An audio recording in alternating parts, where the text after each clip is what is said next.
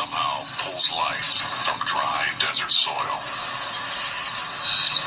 Ironic that a man who was small of stature and who struggled with personal weakness should find peace beneath a Mondale's sheltering boughs.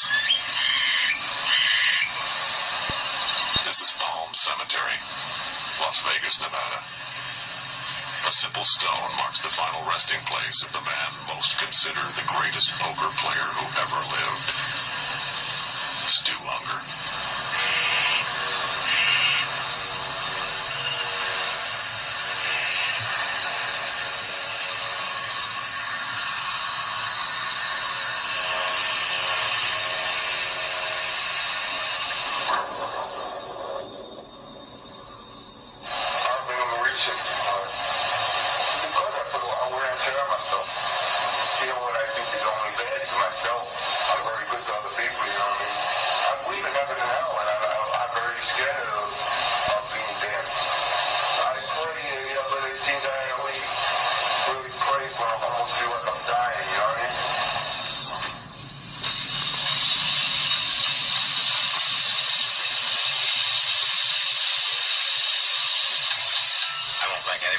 Class.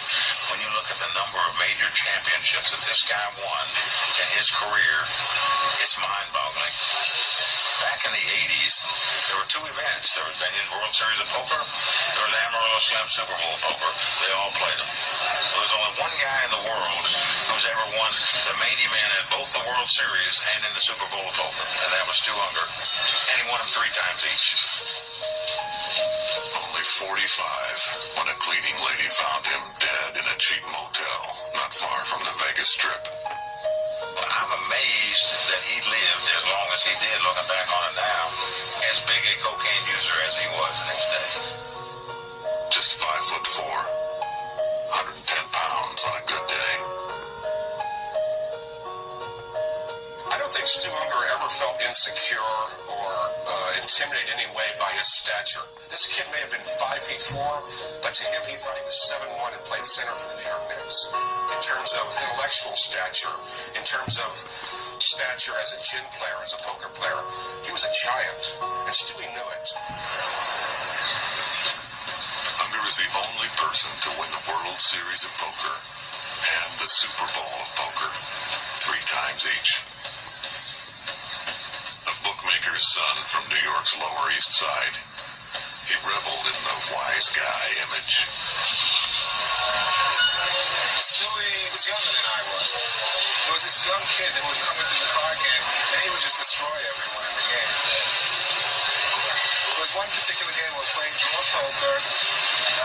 When it came to bet, Stewie turned to us and said, "Oh, you have 4 to a flush, you have 2 pairs, some probably middle pair, something like 8s and 9s," and he was 100% right. It got to the point where you'd wonder, are the cards marked or is someone tipping him off? And they weren't.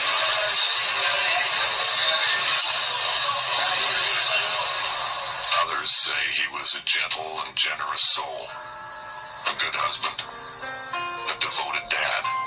He wanted family. Family meant so much to him.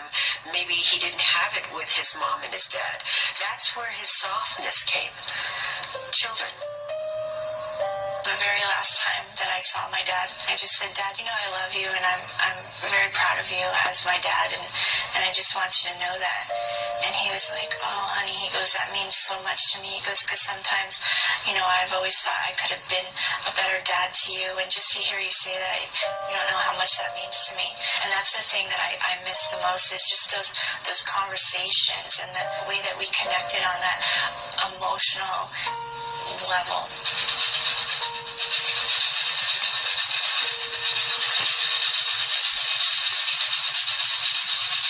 One thing that isn't argued is the fatal precision with which Ungar stalked the green felt of each and every card room he entered. It wasn't Stewie's style in anything to just be passive. Most people that play poker know you have to throw away certain hands.